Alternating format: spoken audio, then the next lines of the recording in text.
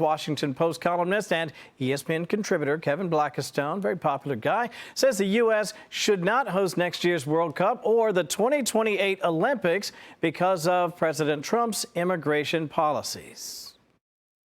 I, for one, don't think that this country, under this administration, is really fit to host the World Cup or fit to host the Olympics coming up. The head of FIFA had the nerve to embrace President Trump the other day at the championship game of the Club World Cup.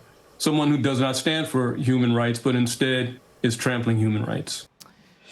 All right, Katie, I'm going to begin this segment by sharing a little bit of a full screen. This is an interesting reaction to what Americans actually think about transgender athletes playing in sports. Get this, 69% of Americans say they think transgender athletes should play on sports teams that match their birth sex. And I'm not surprised to hear that. By the way, there's another poll out there that says the president is really getting the job done in his immigration policy. 60% say they support his effort to secure the border. 75% support deporting criminal illegal aliens. Well, we talk about right side and wrong side of history. I just have to react to Kevin Blackstone's comments about the United States of America not being fit to host the Olympics. Where would you propose, sir?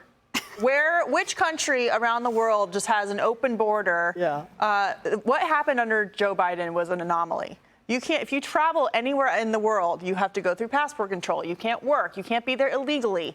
Where does he propose that they have better human rights than in the United States for them to host the Olympics? I mean, it is so arrogant and ignorant and stupid for him to say that. I mean, about the United States, thinking that there's a better option somewhere. Didn't we have get the outside Olympics more? Get around the world, see how these things work. Didn't we have the Olympics in China a couple of times? I mean, are we really going to get down to comparing? Nicole, what do you think? Well, first of all, the United States is the melting pot of the entire world. But we are for legal immigration, not illegal immigration, which is what the entire Biden administration the last 4 years. And as Katie pointed out earlier, President Trump is just righting the wrong by removing the criminal illegal immigrants from this country to try and get our cities a little bit safer again, and enacting laws that if you're an illegal immigrant and you murder someone here, you're being deported. Okay, these are all very strong things.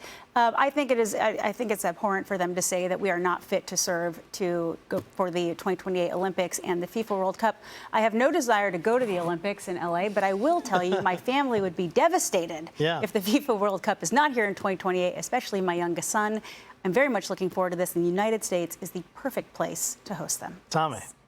Well, I'd like to talk about the Simone Biles situation. I actually said this on Gutfeld. People thought I was kidding, but I want to allow her a little bit of grace because she was a great athlete. She was also abused by Larry Nassar, right? So I want to give her some time to come to her senses. She's obviously, to me, she's on the wrong side of the issue, but why don't I, instead of jeers for her, let's do cheers for Riley Gaines, who at one time was the only athlete who was standing up.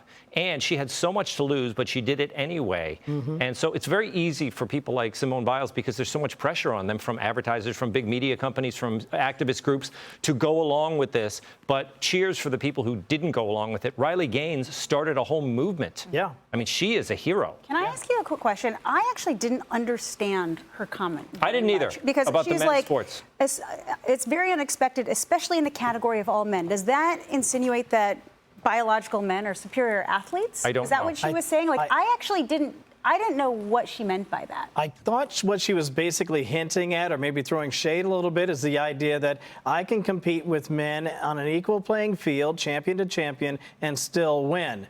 Which, of course, flies in the face of reality, meaning if you want to get out there and compete in gymnastics against men, you may not be as fortunate. But I'm not so sure what she was trying to say other than, again, maybe throw a little shade at Riley. And I'm glad you said that about Riley Gaines, by the way. I met her. She couldn't be more lovely as a person, inside and out, but especially she did it when it was not easy.